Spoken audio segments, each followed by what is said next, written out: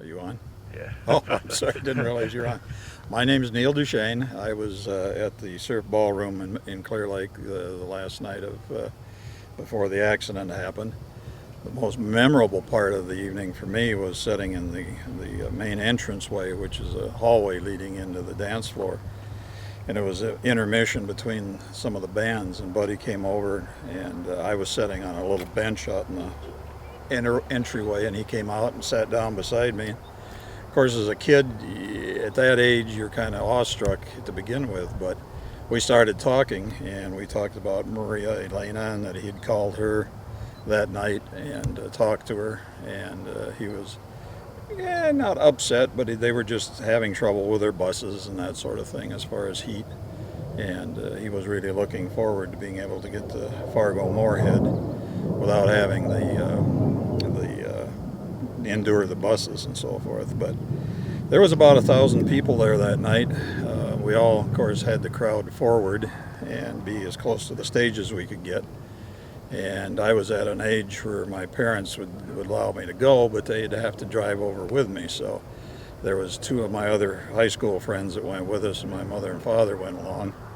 And surprisingly, they enjoyed Buddy's music and the whole entertainment that evening as well. And I do remember the other bands that played, but not nearly as much as Buddy, of course, because that was the reason we went. But I said what struck me about Buddy was that he was just a genuine person. He was just like you and I standing here talking. He wasn't pretentious. He wasn't a big star. He was just a super person. And I remember the next day as I had eaten breakfast, and I was getting ready to go to school, and was about 3 steps out from going out the door, and the news flash came on, and it was just, I don't know how to describe it. It was just like your world busted, because you couldn't believe that actually happened.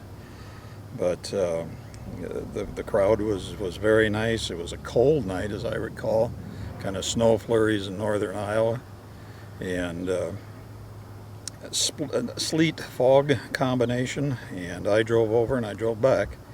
But my friend, as I was driving, we were coming back from Clear Lake toward Mason City, and the friend that was in the back seat swears that the van or the car that they were in, the station wagon, was right behind us, and he saw him turn into the airport. So that's the last he ever saw him, and of course I just saw him at the concert. It was my last chance to see him.